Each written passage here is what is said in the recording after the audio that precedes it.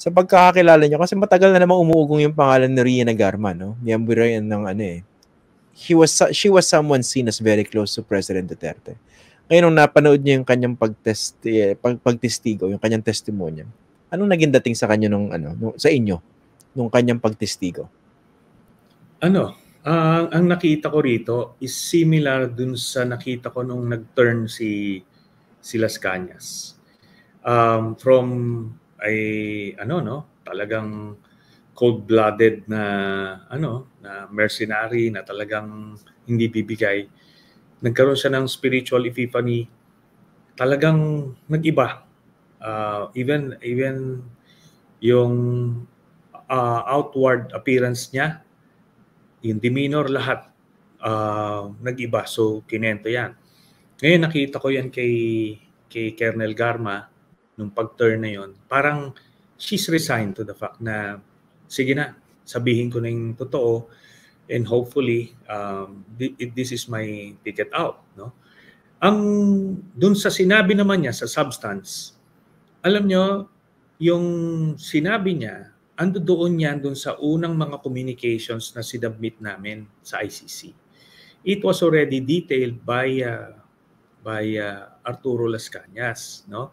He was there nung nagkaroon ng transition from the Davao Death Squad to the National Death Squad. At sinabi ang mga pangalan na yan. Leonardo, Garma, at kung sino-sino. Tapos, yun. Kaya nasama namin sila dun sa initial communication way back in 2017. Kaya yung sinabi niya sa public hearing, sa Quadcom hearing, talagang hindi na siya nagpigil. Sinabi niya yung totoo. At least doon sa aspeto na yon, how the EJ case or the war on drugs operations were conducted. So basically, confirmatory ito nung bahagi ng testimonya ni Arturo Las Cañas. Yes. Hindi nag-deviate. Pero mas marami siyang nadagdag. Kasi si Las Cañas, doon lang siya sa transition eh.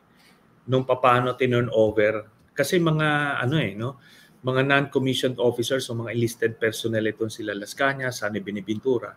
So Duterte figured that baka hindi nila makukuha yung command and respect ng PNP structure kung sila yung hahawak.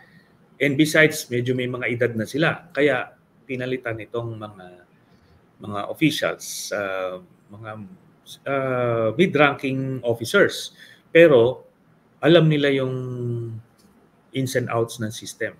So ito si Garma, marami pa siyang nakwento na beyond dun sa mga nakita ni Las Cañas. Bilang isa sa mga pinakauna, if not the first one, to file a communication dyan po sa ICC. Kayo yun, di ba? Kasama niyo dyan si dating Congressman Gary Alejano. For purposes of discussion, gamitin ko na lang reklamo o kaso, ha? Pero alam natin communication yan. Para lang layman's term. Yes. Bilang isa sa mga pinakauna, if not the first one, to file that case against Duterte. Again, hindi ito yung legal terminology. Wala pa naman talagang kaso. Hindi pa naman formally accused si Duterte et al. Dyan. Gaano ka-importante itong testimonya ni Colonel Garma doon sa kasong inihain nyo sa ICC? Yan yung nagbuo ng picture. So very critical yan. Kung naghahanap pa ng ebidensya or testigo na mag-validate, magko-confirm, magko-corroborate nung mga bits and pieces of other evidence, ito na, si Garma na yung nagbuo ng picture. Kaya very critical yan dun sa ICC case. Ngayon kasi ang discussion din magagamit ba yung lumabas dyan sa Quadcom doon sa kaso dyan sa ICC? Lalo't ang pagkakaintindi ng iba, patapos na rin yung ginagawang investigasyon. Familiar naman kayo sa proseso dyan dahil talaga nakatutok kayo sa inyong reklamo dyan, di ba?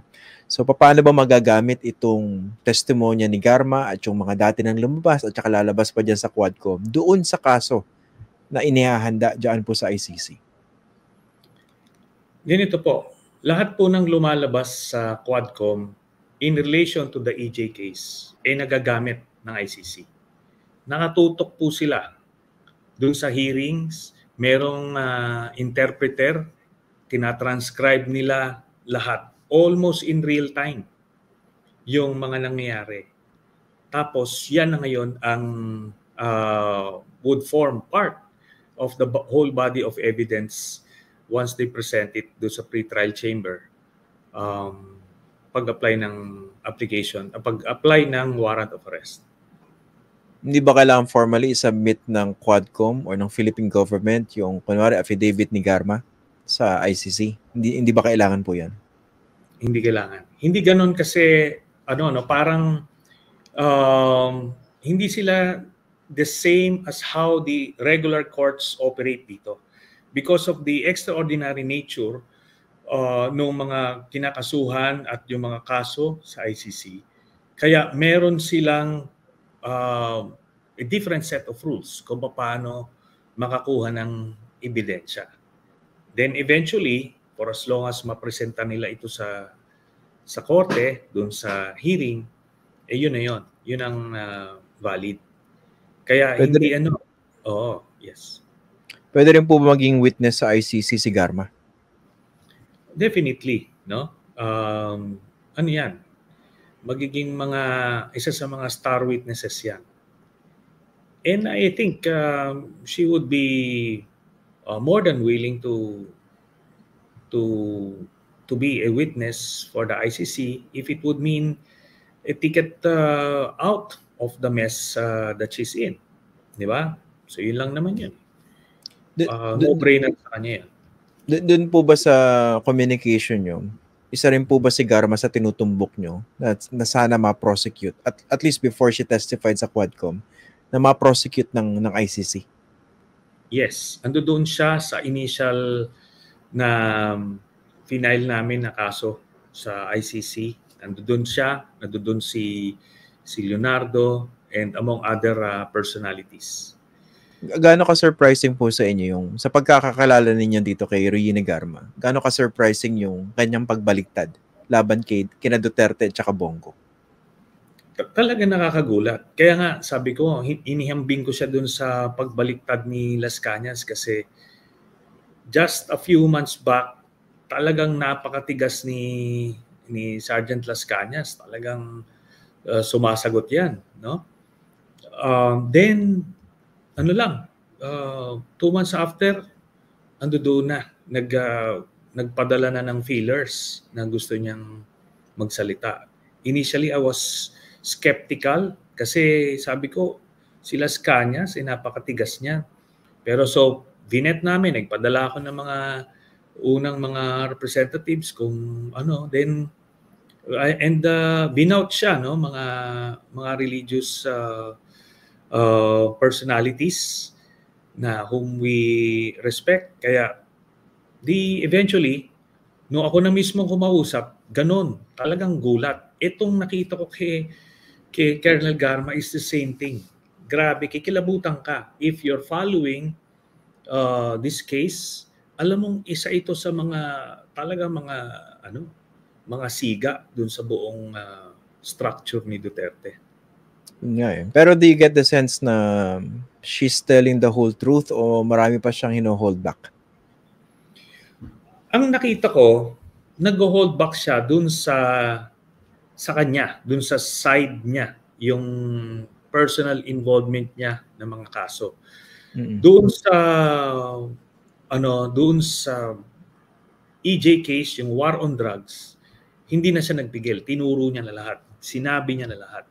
At kung may itatanong ka pa na maaaring hindi niya nasabi, I am sure sasabihin niya kung ano yun.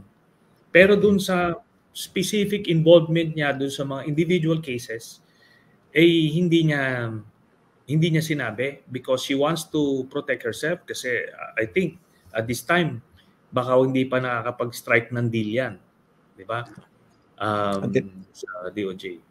Ang tinutukoy niyo rito siguro yung pagpatay kay Wesley Barayuga. Kasi napansin ko rin yun sa kanyang testimonya. Parang pinapalabas siya na wala naman daw silang alitan. Siya nga yung tinurong mastermind ng isang pulis.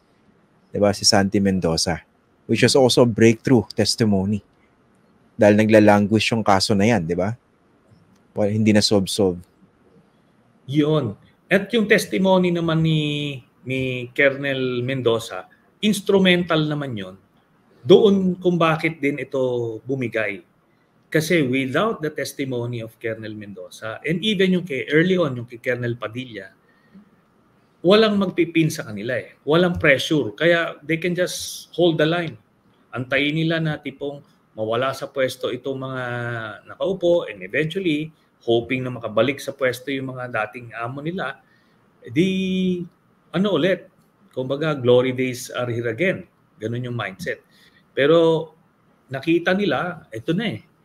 Naturo sila, tapos dito naman makikita mo kung paanong walang kakwenta-kwentang boss itong si Duterte. No? Pinabayaan niya eh. Pinabayaan niya itong mga tao niya. Kung dinala niya sa kapahamakan, pero na nagkakaipitan, bahala kayo sa buhay.